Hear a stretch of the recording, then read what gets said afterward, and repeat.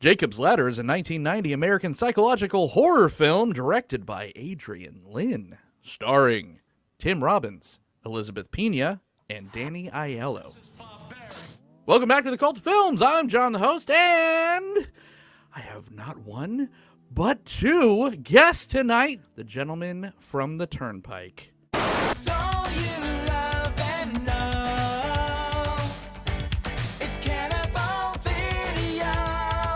From the Turnpike. Oh my God! Isn't that a thing? A Jersey? That's a Jersey Turnpike? thing. Well, yeah. someone says where you're from, to go, what exit or whatever. That's that's the whole thing. Yeah, exactly. See, that's an LA thing too, I think, because LA is just a series of like freeway exits. It's not really a town, you know? So is that kind of the same deal? The whole state of New but you Jersey can is never this way? get off of the highway, right? It's all traffic there, I believe. Oh, sure, yeah.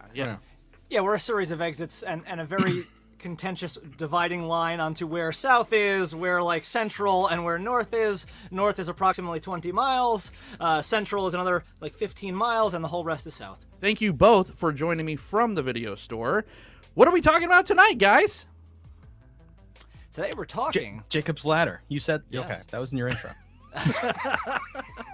I like to awkwardly. And it should not be a surprise for you. Okay. Right. Maybe you were asking like, okay, actually, you know what? Maybe I'm being like, okay. You were asking like, hey, for the record, Right. Let's say, well, okay, right. Correct. Yes. Yeah.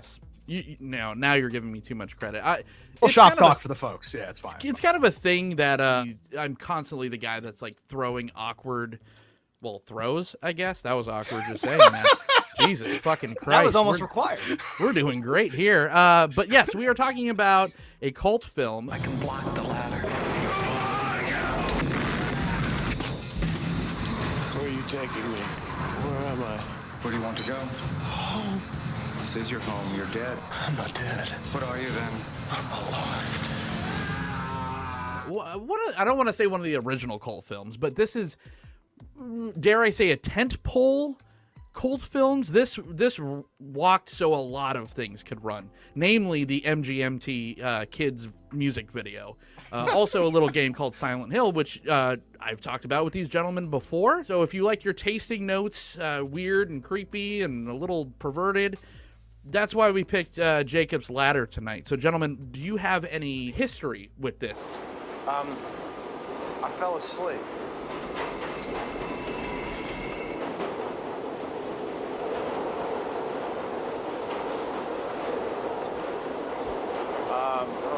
Okay. Did you see this in the theater? Did you watch it for this? I had seen this on VHS, so like did not see it theatrically, rented this, and I don't think I was in the right mind space or age to really take it on. But even as a full ass adult, I am like a movie guy, and this is like a film, which kind of is outside of my normal wheelhouse. It's like a not that it's a pretentious movie, but I feel like someone who's like, I like art house gems would also like really enjoy this movie. And I like movies that have like the name of an animal in the title. and like verses and like another animal. Yeah. Well, I like films as well as movies, and I like them in different ways than this Bachagaloop over here.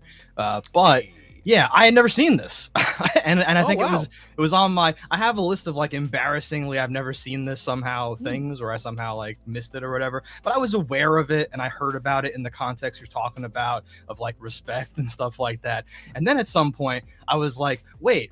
There's like an exercise called Jacob's Ladder? Like, what's going on? And then I'm like, wait, so is that a movie about like, oh man, Vietnam and like psychology, and it's like working out really hard, it sucks? Or like, is that exercise or exercise machine meant to be like, it's like going through a terrible, horrible experience? I'm like, what's happening here? Try this machine. This machine kicks my butt. I think the film. guy's name was Yeah. John Jacobs, who invented that machine. Yeah, I actually yeah. really love the Jacobs Ladder in the gym. They're very expensive, though. You can't buy them your own. You gotta get a membership. I think I've seen one. I've never used one, nor have I ever been in a gym.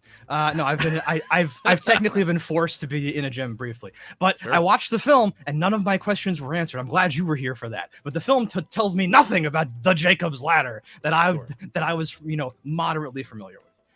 It's a film. It's like surreal. I like that. It's weird. It's like different. Lots of weird shit happening. It's like well done. It's a movie. It stars 100 people in like bit parts and everything. People should totally watch it if they haven't. Don't make my mistake. But if you're young, make my mistake. Wait, Stefan, you're right. You can't watch this when you're. It's like Blade Runner. I'd be like, that sucks. I fell asleep.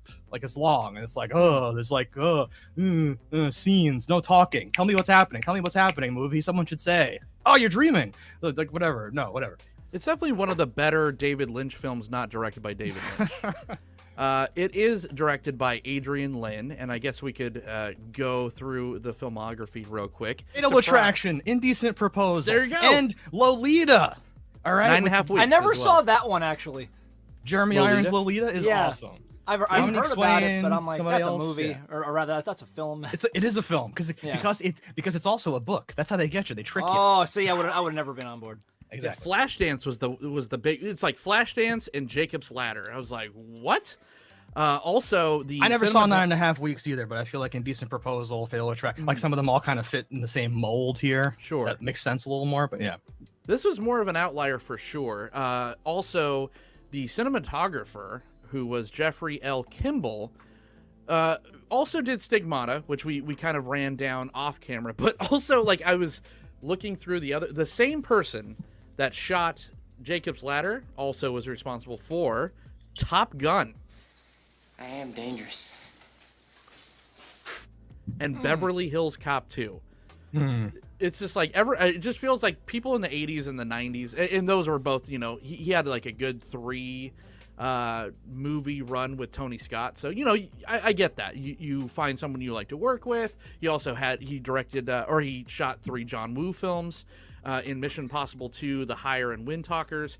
So, you know, you want to work with who you want to work with, but it just like goes to show, like back in the 80s, just like anyone, they would just put anyone in front of a camera or in the back of a camera, like controlling the camera, kind of shooting whatever.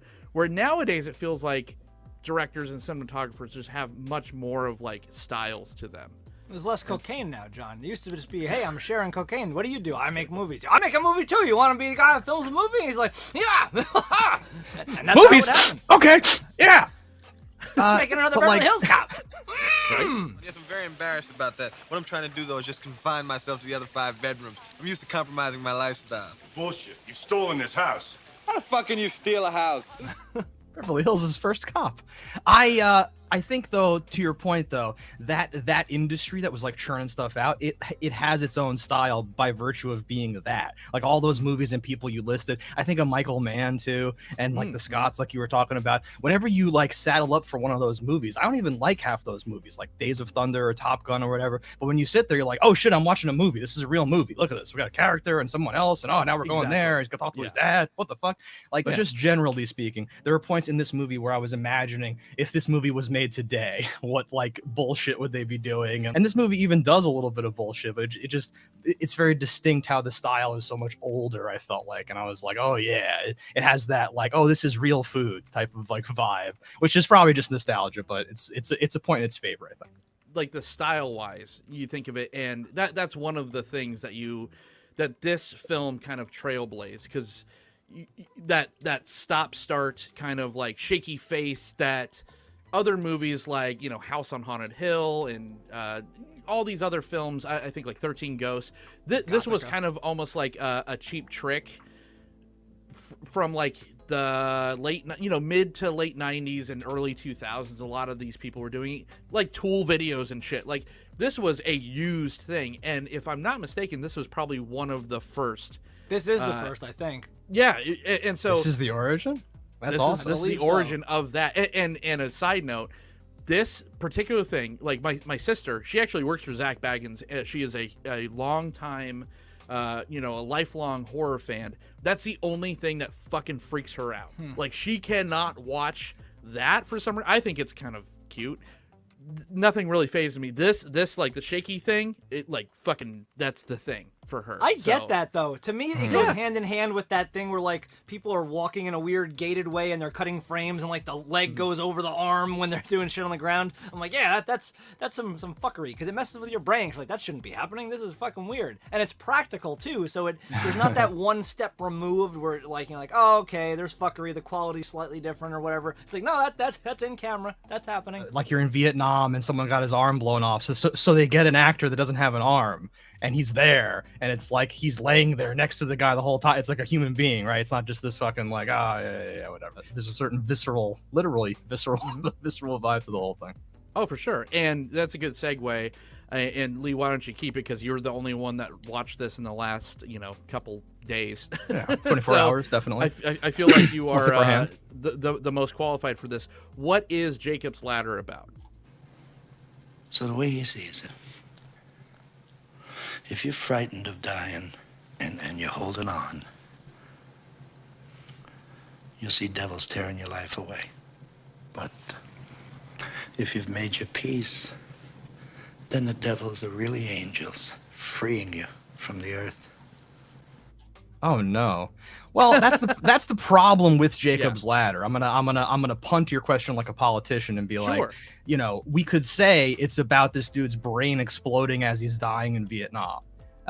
Or you could say it is a sprawling, what dreams may come, insane, long journey of life and death and the meaning of mortality and the futility / sanctity of life and blah, blah, blah, blah, blah.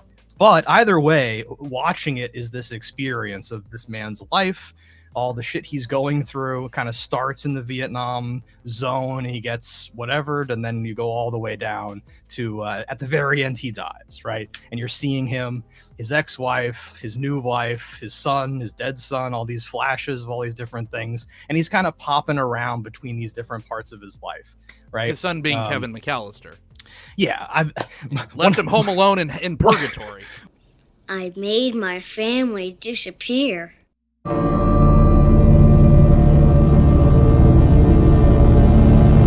One of my notes is like, he sees Macaulay Culkin and it makes him cry, because at that point I'm like, I have no idea what's going on with these people. But Right.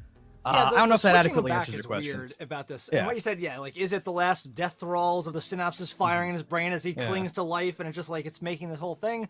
And it's like, that's ultimately what I do think it is. But there are so many things thrown in there as like red herrings almost. Sure. Like even just adding the aspect of I forget what you call it, the chemist guy, like the guy who made, he's like, no, we made a drug. I'm Alex Yeah. Jones. Oh, we The put it on you guys. chiropractor Oh, they and- killed yeah. themselves. Like Turn the that's such frogs a weird gay. detail because it almost Yeah. wouldn't have mattered because it's not something that could have Sure. ever been explained to him. He potentially would never even have known, or maybe even his people did not even attack him. We don't really see a reliable protagonist explaining to us his death. We see okay, that guy stabs him, maybe, because everything else we saw is fucking weird bullshit too. So really, even everything that goes on to his life afterward with him and the mail girl, he mentions off the cuff to his wife at one point, like, oh, I had a dream. I was with that girl that I hate from the work, and I'm like. Is that his brain making up a backstory, or did he ever even date that girl? Never have had anything with her at all, and that could have all just been like, nope, my mind just made up some cool path for me to have a dream to while I die. It feels like he's imagining his entire life if he does get patched up and sent stateside and works out and all that stuff. Exactly. Almost like to sort of imagine all of the dead ends, right? He collapses at the party and or dies of a weird virus fever thing. He ends up in the hospital after being mugged by Santa Claus and G-Men and dies there. You poor, poor man.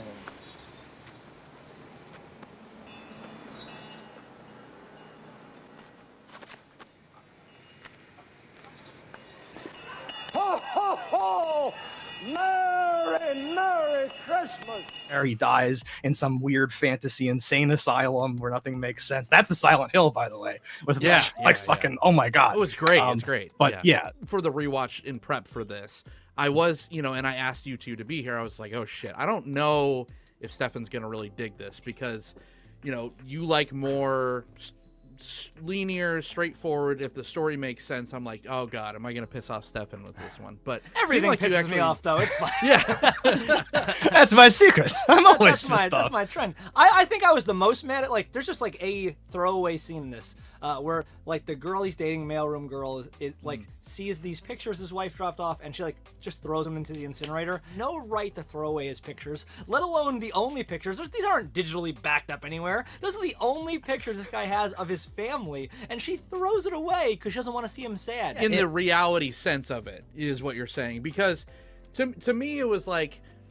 I like how, like, if I saw a movie that was made today with this exact same thing, I would be like, are you fucking kidding me? This is the most wholly unoriginal thing. Oh god, it's all a dream. Oh, it's purgatory. But this is the OG, so you kind of have, your brain has to like, okay, get, like Lee said, kind of give it its due respect, because this was the kickoff for these type of things.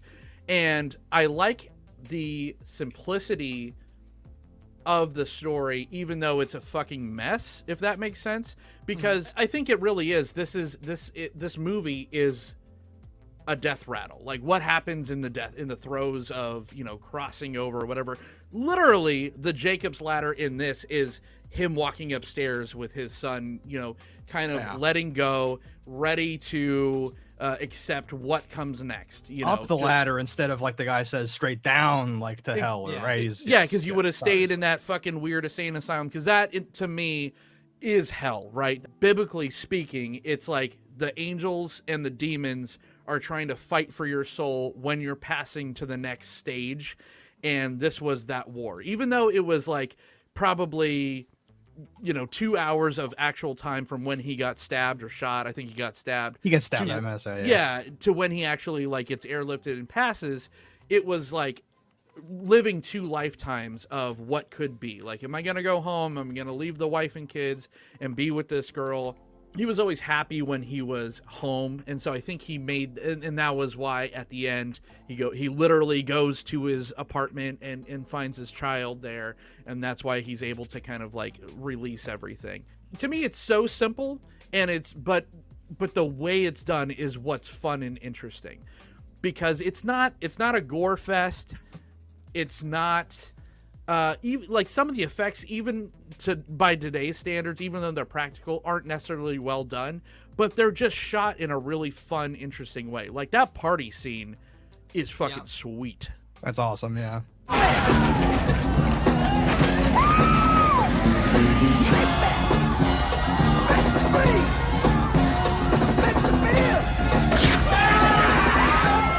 That's a point in the movie where you're kind of like, oh, is it this type of movie? Because it starts and you're like, oh shit, this is like a war type of movie. You got a guy, like, he gets stabbed, but other people get, you know. And that's insane. The but way it keeps going, throwing up, and you know, it's like, having a seizure. What's going on? But like, you know, to a modern audience, I think all audiences, your brain's like calibrating. Like, I don't know what this is. Okay, it's Tim Robbins. Okay, we're goofing around. What is this? You know, Full Metal Jacket, the good part of it. Like, what, you know, like, what am I watching? Oh, no. Oh, shit, I'm watching this. Oh, no. And then he, like, wakes up, and you're like, oh, okay, so this is, like, a dude in the city, and it's creepy, and blah, blah, blah, blah, blah. And so, like, what I don't have time to get all the way to in the party scene is that, like, by the time that happens, so many different weird things have happened that you don't, like, you're not expecting anything like that. There's no, like, over the top. There's so overt, much unexpected like, things in this movie. Like, it takes a village like to dunk Tim Robbins in a bathtub. Like, and you're just like, what? He's butt ass naked, and the whole like apartment complex comes out. Like, oh, I gotta smell those, man. Oh, hang on. You know how much I love fake New York. I love that. The whole fucking floor comes out. Oh, Nana's there. Hey, Steve. Oh, what you doing? Hey, what's going on? Hey, we got a thing in New York. Hey, put him in the tub. But I also like functionally, they're all talking to him while he's getting dunked and all that other business, and they're all talking over each other, and it's all blending together. And that's exactly, he's looking up exactly like he was in the hospital bed or on the gurney or everywhere else, while the doctors are like, give me 40 cc's of epinephrine, also their shit. It's the same exact thing. It's like you split Tim Robbins into a bunch of like things, and they're all like lining up and coming back together around his death. And that's not an adequate explanation, because I think like you can't explain what this movie feels like to watch in words. You just have to like watch it. That's why I was like, I got nothing. I have no idea. Real quick, I first approached this wanting to be like, okay, the guy's name is Louis, so is that like Lucifer? Is he like tricking him? Is he tempting him? Okay, so what does she represent? Okay, this represents this and the bicycle. And I was doing all this bullshit, and then I'm like, stop.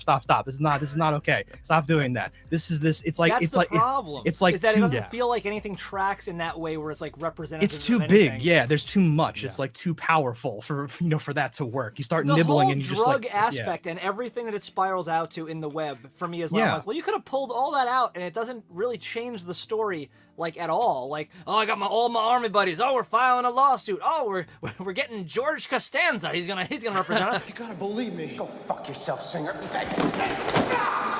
And then out of the blue, all of dirty his lawyer. boys are like, you know what? Now we pull out. Oh, we're all together though. Oh, we're on the phone. Shh, no, don't tell them. We all Dude, pull out. Why that- did that even happen? That's one of those moments great where it like scene. cracks when the guy from ER looks over and they're all in and they're all in the room and they're like this and all this. They're looking at each other. I'm like, wait, what the fuck? What the It fuck? represents that's nothing. no, that's Tim Robbins thinking about how they're all against him and they've all gotten together and oh, someone must have gotten to them and they're all in on it. He's like imagining, and- they must whatever. I get know, what you're I know, saying yeah. here, but when you keep walking it back, you're like, okay, every part of this is fucking bullshit. Like, the government was not actually trying to get him. The chemist Yeah. didn't even exist. The boys were never there. No one backed out him. That's, in my last moments of life, if I'm imagining some elaborate conspiracy theory with the whole world's against me, I fucked up. You might say it's his pathetic attempts to hold on, to find an answer, to find the closure, and how the angels / demons keep like picking at it and tearing it away and all that stuff. It's insane. The first time a car tries to run him down, you're just like, wait, what type of movie am I watching? This is all in the first like 20 minutes. You get this Yeah. rapid fire thing of like, wait, what the fuck's going on? In the It's subway. like- Doesn't the somebody say, faces like, and- run, Yeah. they're coming for you? Right. That's the chemist. Well, I the watched, movie. I watched this movie twice. I know everything Yeah. about the movie. I didn't realize that until now. The movie Yeah. explains itself right away too, because like when he wakes up on the subway car, he looks up and there's those two posters. It's like heaven or Yes, hell. It that literally bothered me. spells it out for you. But that's what I'm saying. Yeah. It's so cute and it's so quaint, and it tells you everything that you need to know, like right up front. It's not trying to be a Darren Aronofsky film, even though, in my opinion, this movie is paced like if you think of movies today or more current movies, I think a movie that's paced so like similarly is Darren Aronofsky's Mother and M. Night Shyamalan's Lake Water, where it feels like you're crowd surfing through life. It's like at no point do you feel like Tim Robbins has control over what the fuck is going on, because every time he closes his eyes, or even Scrooged, like if you want to like throw something like that, like it's that type of deal where he is on a roller coaster that he can't get off of, and you're on it with him. And and the movie itself is paced in such a fun way where you're never comfortable, you never know what's going on, but then when it's over, you're just like, damn, that was a fun ride. When the credits roll, you're Fun just is like, fun is not fuck the word. yes. Fun is No, not the no, word. yeah. There are parts it's a that are relief very at fun. the end. Yeah. I was laughing Yeah, yeah. out loud at so Tim Robbins is cold And I'm freezing. in two parts. One, like he's getting dunked in literal ice, and just and then something about his like his wife leaving the window open. He's like, Yeah. I'm so cold. Freezing. Right. There's something about it. I got the Howard the Duck vibes. It's just I was laughing at Tim Robbins being cold. Yes. I don't know why, but it was so funny to me. What a good segue, because I was gonna say Tim Robbins, man. We have to talk about Tim Robbins because he is such an underrated like jack of all trades, especially in his early career, because he fucking did it as far as being a cult film actor in the younger years. Because you mentioned Howard the Duck, and he's like wiggle wiggle wiggle, he's just fucking saying nonsense. The whole fucking movie's nonsense, but it's brilliant. But in in this, like, Tim Robbins could do this shit. Like, he could do weird like Cronenberg or Lynchian type of roles, and he could also do just like everything from like rom-coms to throwaway comedy roles. So some of his comedies are really funny too. Like the he's guy, great, yeah. which just shows he's an actor that can actually just pick he's up a a real script and actor. become a character. And I was going to ask you guys, what did you feel of Tim Robbins in this role? Were you familiar with him in this style of role, and did he? Because a lot of people that rubs like people that I recommend this movie to now that hasn't seen a lot of those type of films. They're just like, Tim Robbins, really? And I'm like, fucking Shawshank Redemption. But also, I was just gonna say, had they never seen his most popular movie? Like, sure. What's the one with him and Martin Lawrence? That one's my favorite one. What is that? Oh, it was great. Yeah. What's that? What's the word? No, Nothing But Trouble. What is that one called? I can't remember. Something, but I used to watch the shit out of it when I was younger too. Yeah, right. When he twists on the matches and his fucking pants go on fire. Holy shit.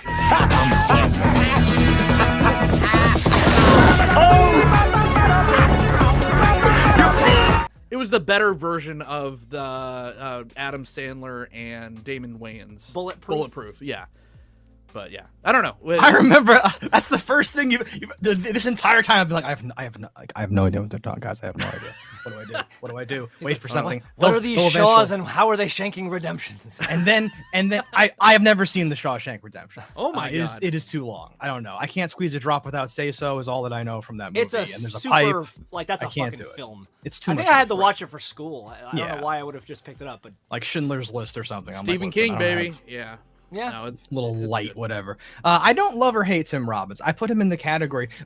Are you meaning to say people you recommend this like, oh, it's a cool movie, and they go, wait, it's like fucking Tom Hanks in here. It's a real. They probably movie. can't Fuck take you. him seriously. Like, yeah, if you only saw Tom Hanks in like idea? Dragnet, you'd be like, wait, Castaway, wait, this guy, the funny guy, or if there was like some, Robin like, Williams edgy in like movie What or Dreams whatever. May Come or something. But no, yeah, to your point, like a it's serious role, you mean? Yeah. A lot of people lead to like what you said earlier, where you're just like, this was one that was on my list. This movie's on a lot of people's lists, and that just they never get around to it. And so I'm just like, really? Like, you know, and it's like, you know, people that really, really deep, you know, like dive into film, and they're just like, oh, I've seen, you know, the fucking craziest shit, and they'll tell me stuff that I've never heard of. And I'm like, we're reviewing Jacob's Ladder. You've seen it. They're like, nope. There's not enough memes, and we're gonna change that. Because Jason Alexander was like, I've been used and abused, and then Danny Aiello later. I have a fucking punch list. We gotta talk about Danny Aiello. Oh my god, this is barbaric. He goes fucking crazy. Danny Aiello is a fucking chiropractor. That's not a doctor. They're not real. Right. They're scam artists in their own right. Like an Granted, angel. He takes it very seriously, but he goes into a hospital and he's prepared to fight. He's like, where's my patient? You fucked. What is this craziness? And he steals him. He's like fucking like Shaq in Steel. He just picks up his cripple and leaves. You're like, what's happening? Stay back! Don't come near me. You understand? What is this, a jail? Stay back! Take one step and I'll wrap this around your neck. Come on. All right, calm down. Back! Calm down. Wait a minute. Number one, no one will get that reference. Number two, Steel was inspired by Jake. That's literally they were like, we gotta do a Jacob's Ladder up in this fucking movie. You've seen it, yeah. You've seen this movie 40 times, but you've never seen it. Yeah. That's one of those things where it's so cool, like on the rewatch, where you're just like, oh, like when I saw it as a kid, I think, Stefan, you said the same thing, where you're just like, I saw it when I was young. I had no fucking business seeing this movie back then with, you know, with the wherewithal, you know, of being a film appreciator back then. So like when I saw it as an adult, I'm like, oh, okay, Danny Aiello, like hell cheated, right? They grabbed Robbins and they brought him down or whatever. So it took the chiropractor to go get his ass. He's the fixer. The ultimate, but the ultimate adjuster.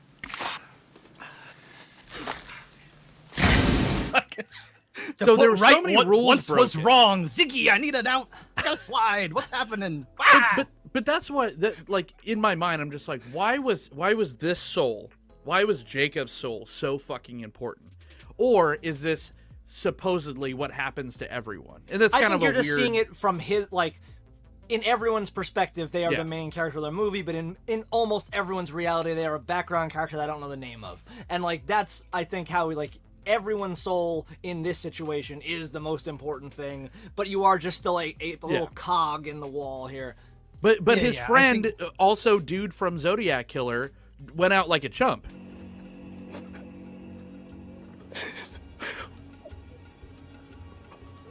What happened? He went in the car and just got, it was like a Sopranos ending, right? Like he just got blowed up. That's not real. So no. Yeah, I don't think that's real. But yes. It's actually a movie, John. It came out in 1990. It's not real. This is fucking real. This is proof that angels and devils exist. Documentary. No, like that's interesting, and I'm not prepared to Yeah. discuss it because I haven't thought about it. Like narrativizing his struggle within the greater struggle. But to me, like what the movie's about is that there is no struggle. You're struggling for no reason. Stop struggling. Sure. Right. Yeah. But like whatever. Don't. Yeah, it's like don't- a long yeah. Twilight Zone. Literally nothing matters by the end of it. Where it's just like there, yeah, like. But you in said, a good way, not in like a fuck it way. In like Right, a, oh, right. I just Yeah. have to do this whole time. I was like, fuck, and now I just do this. It's very interesting. I just should have got on that bus. Oh God. It's crazy. Yeah. I just the whole aspect of the drugs part just like really rubbed me the wrong way. No. 'Cause Okay, I was I like, wanted to get back to introducing that, yeah. hallucinogens seems to undercut almost everything else happening in the movie. At least to me, I'm like I think, and for Well- some, I'm sure they're like, no, that's the best part. Oh, it puts this thing. It makes me So- double question things. But I was never questioning anything. Like I was just like, that's Yeah. dumb for no reason. Here's the problem, right? Please. Because I like it in the narrative, because it's him like, well, I went to Vietnam though, I think. I'm not sure anymore, but like something must have happened, something crazy, something secret, something that makes sense, something that I could uncover and like combat and fight. I'm gonna. But the movie fucks it up by putting a text card at the end about BZ Pentagon denied the use of a drug or whatever the fuck. Where I'm like, exactly, it and I- undercuts everything. No, but I was like, wait, that text card is not what Tim Robbins is seeing on his way to the to the existential afterlife. That's for me. So what do you? I think it's like without that text card, I would have been totally like, oh, it's fine. There's like no problems. Yeah, maybe this, maybe that. But with the text card, it's like, what the fuck? Why'd you do that? Well, John, and here's why. defend. This is why it's so important, and I think I kind of agree with Lee here, where it's just like, if you die in such a sudden way, and he was like you could see the look on his face when he gets stabbed by his Great own face, men. great face acting. Oh, the man totally, yeah. The man is like he does not understand what's going on. I'm sorry. Right, yeah, like Jim Carrey level, face acting, acting in the back of the room with just your face muscles. But it's just like, you die in this kind of way, what are you going to do, as well as like live your life with your family and like have your whole life flash before you're going to justify a reason why. And it's just like, okay, well, you're in Vietnam, and so like those people, everyone expects to kind of go out or whatever.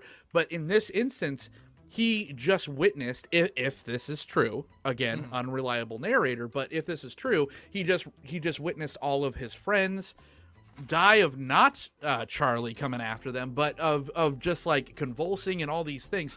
They got chucked. Right. I No. actually think that this did happen. Like his group or troop like the or massacre whatever happened or whatever. Yeah, like he saw some. Well, yeah, I before he think died. that it was like some kind of experimental thing, because a lot of bad shit went on, and there was this like rage antigen, and it turned against each other or whatever. Just so I know, do you mean you think it really happened in the movie In or the movie. in real life? Okay. Maybe, but Tim Robbins I'm has just seen speaking, some shit. Well, I didn't mean In that. the- I in meant the like it was terms of the based movie. off of something that really happened. I don't mean you think this movie is a documentary. So the only thing that I know that this movie was based off of, as far as the story goes, is there was a man that wrote a book. I'm blanking on the name. I don't really like. If I'm gonna be honest, I don't care enough to look right now. But a man wrote a book about his near life or his near death experience. He Had a near life experience. near I'm life working on having experience. one of those. I've been drinking. Someday. This guy, a bunch of shit happened or whatever, and he tried to take his own life. He saw like things that were portrayed in the film, and he put that in the book. And so the filmmaker made it a movie. Before the film, I was like, wait, the afterlife is real, and at least two people have seen it. It is a documentary. Go on, Yeah. yes. Loosely by the thing. So that's where the film was inspired by. I don't know, as far as the actual like military aspect of it goes, who the fuck knows? Probably, I'll say. You never know. I do but like that MK Ultra weird fucking bullshit. I think that's fun, and had they not undercut it and actually sold it, I would have been like, I think, really on board with all this. The part with the lawyer too is meant to emulate a lot of the dramas from the time. Like that scene is exactly the red thing. tape. Yeah, where he's like, we gotta go against the big guys, and it's like John Travolta in a civil action. They're like, we gotta do, or like the Ghostbusters are about to go start the fucking thing, right? Yes, it's true. This man has no dick. Right. It's like that vibe there. Had you said they recanted, and then instead of cutting it to them like, shh, it's like it cuts to like their toe-tagged bodies in a morgue or something, it would be just as plausible for his fucking dream state to believe they were killed by the guys in the car. Well, they think that they're crazy. They think that they, are. But it's so why not tell them they're it, like, boys? They went through nefarious and shit stuff. together. I don't think they would just abandon him. That's not like how army dudes act. Because that's how he That's thought not they real. would Yeah, act. it's like him thinking that's like the movie starts and it's like 6 years they say whatever. He's got a hot new chick. He like got a degree, but he likes his job and he's The reading girl from Rush Hour. Oh, dude, we didn't talk about Elizabeth Pena.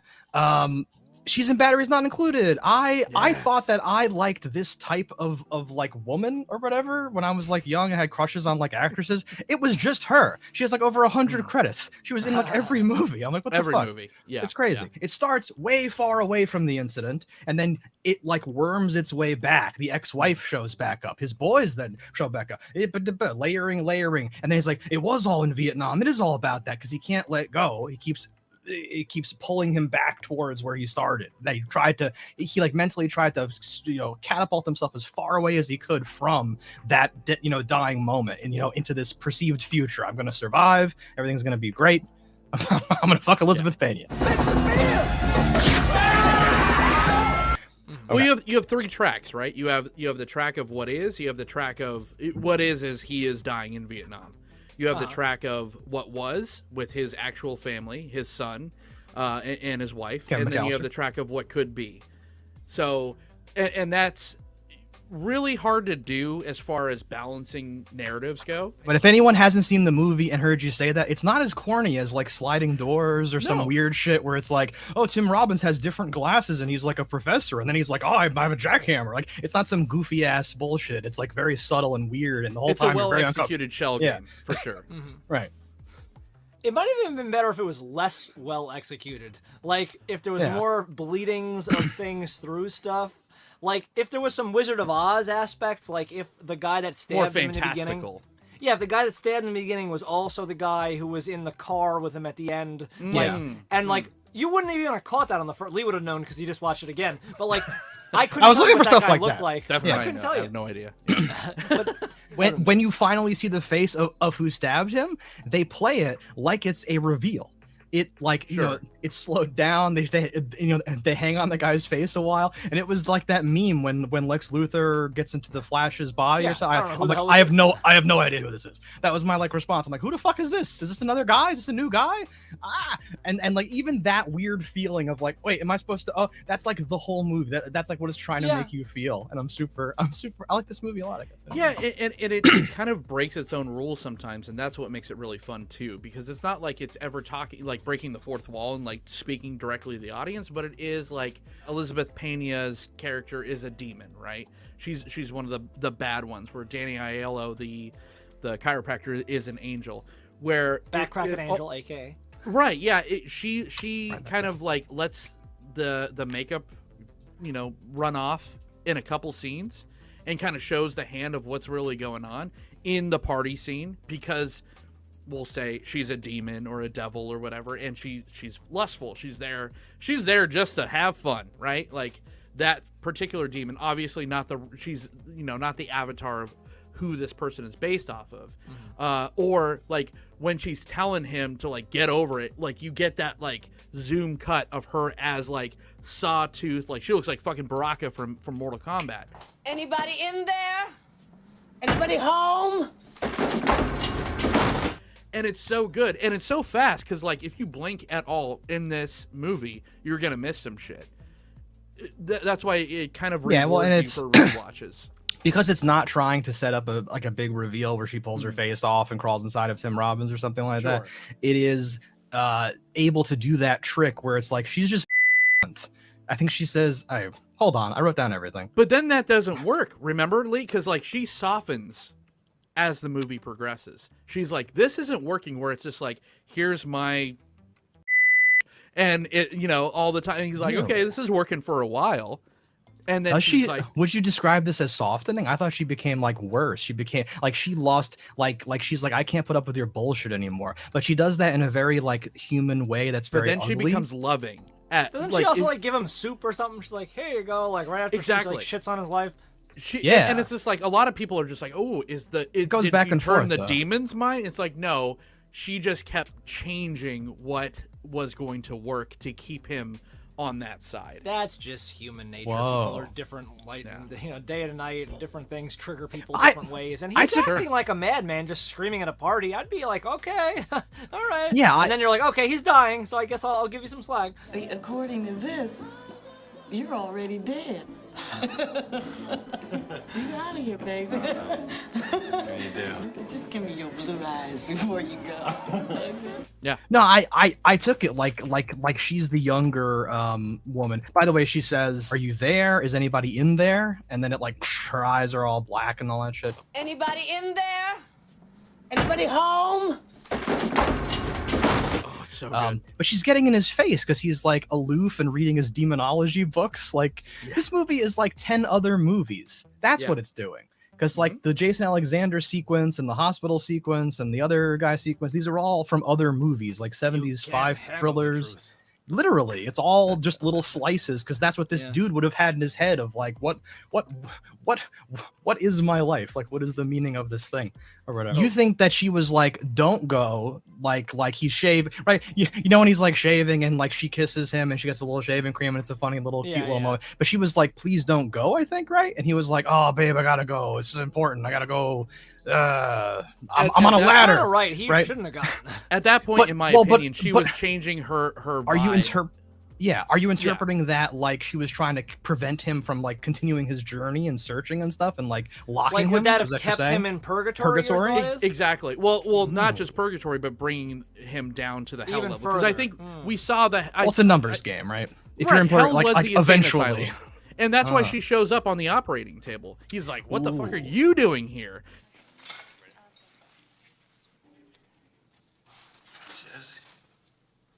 You know, that, Does she that say was, anything? I thought that was like maybe his brain was just like putting her there and she didn't even recognize him or something. I didn't even get like a vibe. No, she showed that up. a And thing? she was like, she was there. She was calming, and then after that, from that point on, she was the calming way. She's like, oh, this Whoa. is working a little bit more, because at that point he's in the hospital bed. His ex-wife or his wife or whatever shows up, and he's like, okay, I am totally down to kind of stay in this hospital bed and recover, even though he's in hell. That's when his chiropractor shows up. He's like, I got to get you the fuck out of here. It's barbaric. It was He's it huge, was dude. working. It was working. Diablo He's is like, a okay, fucking moose. he's like, I want to get to the bottom of this Vietnam thing. I want to get to the bottom of all this. I'm gonna stay here. And that's when Danielle was like, you guys are fucking fishing with dynamite. You are cheating. We have to, now I'm gonna step in and kind of send you back on the right track. Come on, wiggle your toes. So I like Danny Aiello, and I'm a big fan of the movie Hudson Hawk, and he is in that. Boo. And around the age of, I want to say like 14 or 15, we're from the same area. And I'm walking out of the video store with my friend Mike, and Danny Aiello comes within like 3 inches of hitting us with his car, like just stops short and like, and like I pause and I see him, I'm like, that's Danny fucking Aiello! And he leans out the fucking car like he's Ace Ventura. He goes, hello boys! And he just burns rubber out the other direction. R.I.P. to the GOAT. Oh my god, that's amazing. I thought you were gonna say, get out of my fucking way. I'm Danny fucking Aiello. No, I think he heard me know who he was, and he's just like, hello boys! And he drives He's like, away. fuck, this kid can ID me. I love him as well from a little movie called 2 Days in the Valley, because fuck Hudson Hawk. Hudson Hawk. I am internet famous for not liking that film, but I'm not internet. Lee's famous. never seen it. I haven't seen that film. I have no idea. Don't see it. I hear it's bad. It's bad. It's Bruce Willis's best movie for sure. Oh god. I was talking about 2 Days in the Valley, but 2 Days in the Valley. Oh come on. Yeah, 2 Days in the Valley. I haven't seen that one either. I don't even know what that it's is. good. He makes Lee's on record for never seeing a movie before. I He never know, saw this one. Danny. He's making a lot of logical guesses, and he's doing pretty good. Listen, it's impressive. If you knew the curve we were working with here, like wow. I know Danny Aiello from the signed picture of him in the Chinese food place a few doors down from the video store that he's talking about. Yeah. That's my main. And he was in like a bunch of he's like always a mob guy, right? He was in a bunch of movies that you would have seen him in the thing. But here he really takes center stage. He gets the voiceover drop like, we're on a Star War, guys. Like he gets that fucking line about the angels and demons and stuff. It's cool. He's meant to serve that function. So just to kind of wrap this up, I mean, this was had a $25 million budget. It only made $26.1 million. So that's another qualifier to kind Profit's of profit, baby. It hit its to get on the stride cult of much films. later in life. Yeah. Oh, sure. It's definitely. I think in just like like DVD, Blu-ray, VHS releases, they probably made close to that back. No, you think? Oh, like, 100%. Yeah, this is like this is more of a longer term project as movie-ass opposed to movie, like this is not meant to like to have a huge opening weekend and then like forget about it, right? This is a It needs a long time for people to talk about things and really build it up. It's because you're not gonna run home and go, "Oh man, you gotta see this." You're like, "I don't even know what the fuck I just watched." Hang on, I gotta think on this.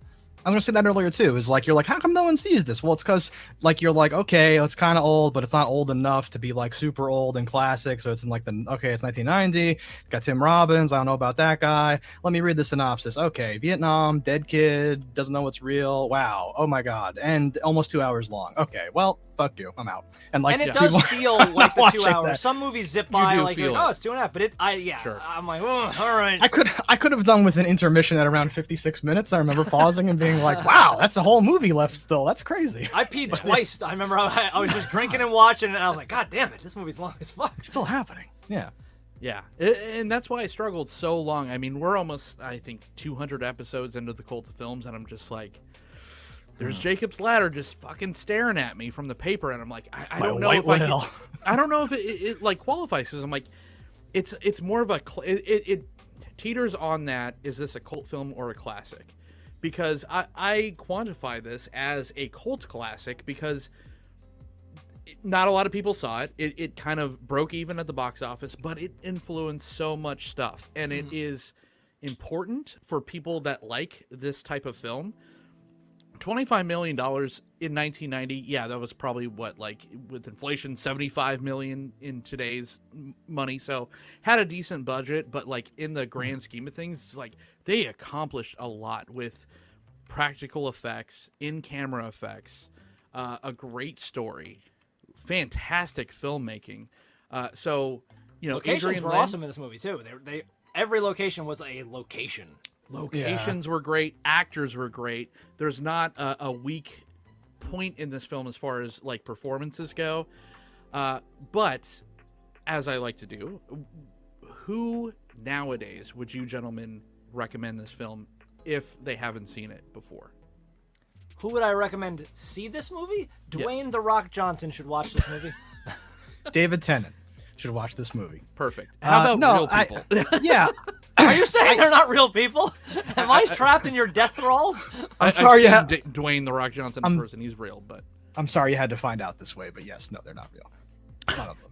He's the Tooth Fairy, actually. Yeah. Not a single one.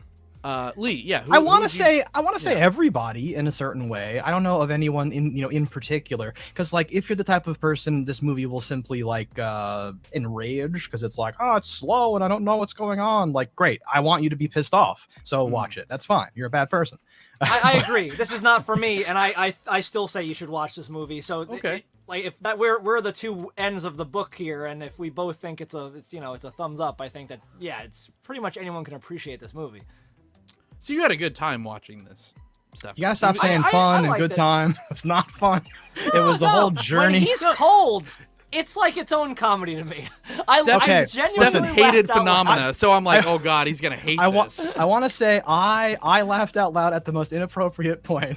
Oh, it's when he's in the tub and it's like water up to here, and he's like laying there. He just has these like these frayed red eyes, just staring off into nowhere. And then it cuts to like the doctor who's like, "You're a lucky man," and I'm like, it's so fucking. And then it cuts back to Tim Robbins looking like the most haggard, shitty in the history of humankind. It's so, and I was like, that is amazing.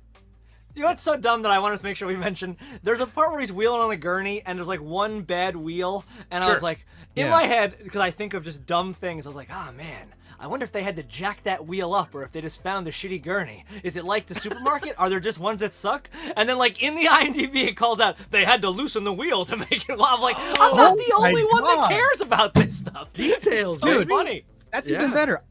I noticed that, but I did no actual external like prep of that kind. To like, Sure. I don't like going to trivia for movies that are about like fake magic nonsense because they'll be like, well, actually, the colors tell you Yeah. who's an angel and who's a demon. His scarf is red later, and now he's a demon. Like, oh my god, stop. But I remember that moment, but I interpreted it like, oh, this is great. Back in the day, someone was like, yo, let's get a shot from like an inch behind the wheel. Let's just have that to cut to. Let's just take the fucking 35mm film camera and all these people and fucking set up this, do a whole other setup for the fucking wheel. And I was like, oh, that's great. It's a great shot. In a $25 million film, too. There's a bunch of shit like that. When he, like, he's always like rifling around looking for stuff, and they always show these quick hand shots where he's like knocking stuff over, and there's pictures and books and character and all this fucking stuff everywhere. You get all this information just by like noticing things. It's amazing. The movie's amazing. 10 out of 10 amazing. I kind of want to like count the frames. I mean, that would be horrible and tedious, but this film, I feel, and I've kind of said like it's more contemporary counterparts where like Mother and stuff where they're trying to do like the dreamlike thing, but this really holds up as far as portraying dreamlike states, right? Like, because this feels like a dream. Because like 1 minute you're in a Kmart and the next minute you're at a hot dog on a stick stand well, at least I am because I'm a little chubby, but like in real life, like you never know where you get from point A to R to Z to X to T in your dreams. And you're just there, and you have our like tour guide Tim Robbins, the befuddled, bewildered looking, he's Tim not Robbins likable either, walking around. right? No, he's very kind flawed. of gross. Yes, yeah, but like it has that weird thing. You're like, wait, what? That doesn't make sense. Oh, but okay, I guess I'm going. I just keep going. Right? It has that weird vibe, and things are behind you. Like, how did that guy know I was there? Wait a minute, what the fuck? Why would he? It has those weird moments, but yes. Yeah, it's awesome. Very, very dreamlike.